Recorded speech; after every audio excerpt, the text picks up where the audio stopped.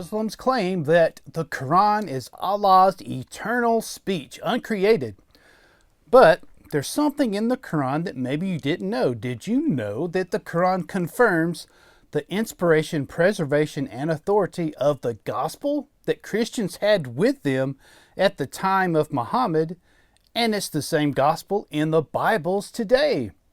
But at the same time, the Quran contradicts the gospel message by saying that Jesus is not the Son of God who never died by crucifixion and never rose from the dead. So it's a hopeless contradiction. On the one hand, it affirms the gospel, and on the other hand, it contradicts the gospel. And if you claim that the gospel has been corrupted in the Bible, that makes the Quran false, because the Quran does the exact opposite. It confirms the inspiration, preservation, and authority of the gospel. So you're stuck, my dear Muslim friends.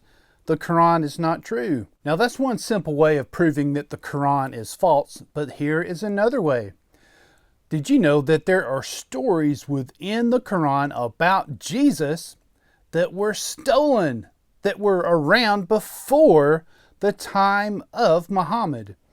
Now these stories were not even from Christians. They were from groups who were heretics. They were not Christians at all, and they came centuries, decades and centuries after the time of the gospel, when the Gospels were written, and they were forgeries and they were made up fairy tales, and now they are in the Quran. Surah 349, and will make him a messenger to the children of Israel. Indeed, I came unto you with a sign from your Lord. Indeed, I fashioned for you out of clay the likeness of a bird, and I breathed into it, and it is a bird by Allah's permission. So we see in the Quran that Jesus as a child turned clay into a bird and gave it life by breathing into it. And this comes from a Gnostic writing. It comes directly from the infancy Gospel of Peter in section 2. This was a forged document that was written around 180 AD, and it was a forgery claiming to be from the Apostle Peter himself. It was a made-up fairy tale by a heretical group that came decades after the Gospels were written, and it found its way into the Quran. And we also see another story about Jesus when he was young, comes from Surah 3 verses 28 through about 44. And it's about Jesus as a baby preaching from the cradle, preaching about Allah. Now this story comes directly from a story that was in Egypt that was written by Arabs. It was an Arabic writing, and it was written around 100 AD, again, decades after the true Gospels were written. And it's called the First Gospel of the Infancy of Jesus. Again, these are Gnostic writings from people who never knew Jesus, never witnessed Jesus, like the writers of the New Testament. And so we see these made up fairy tales about Jesus preaching from the cradle as a baby was made up. It was a fairy tale created by heretics way after the Bible was written and way before the time of Muhammad. And this one circulated in Arabia, and now it's in the Quran.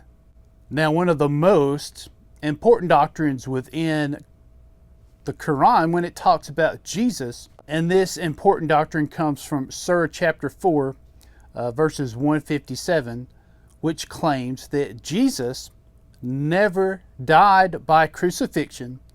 And not only that, Islam teaches that someone else was put in Jesus's place on the cross and made to look like Jesus. This was all done by Allah.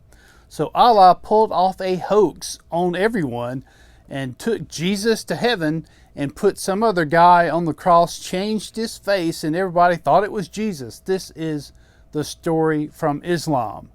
But did you know this story comes from Gnostic heretics? Yes, it's a made up fairy tale again that found its way into the Quran. This comes from the Gnostic apocalypse of Peter. Jesus was not crucified. Someone else took his place on the cross. Listen to this. The Savior said to me, "He whom you saw on the tree, glad and laughing, this is the living Jesus.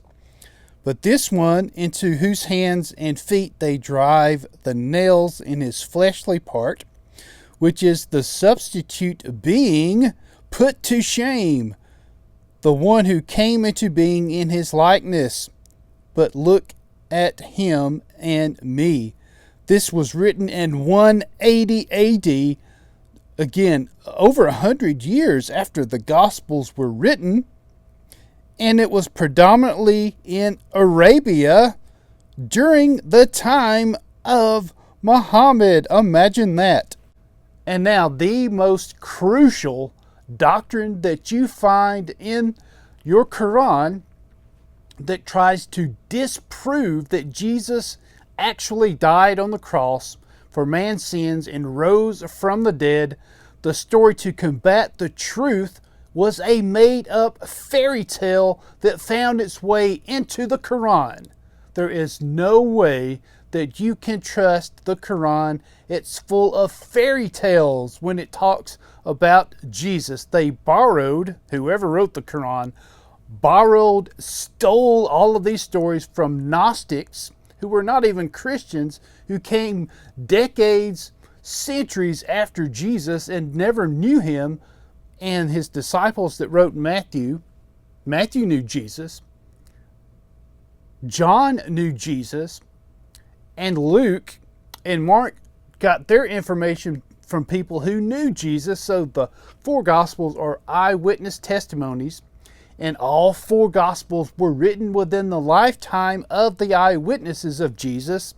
And these Gnostic Gospels, these false made-up fairy tales, came way after the time of Jesus and the apostles, and they were forgeries. They lifted names like Peter and Philip, all these names to try to gain credibility with these forgeries, these made-up fairy tales about Jesus. Now they're in the Quran.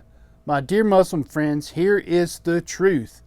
Jesus is Lord. He died on a cross for your sin, and he rose from the dead, and he is your only hope for salvation. You must leave Islam behind if you want true salvation and the true God, and you must trust in Jesus Christ today as your Lord and Savior. And if you do that, my dear Muslim friend, you will never regret it.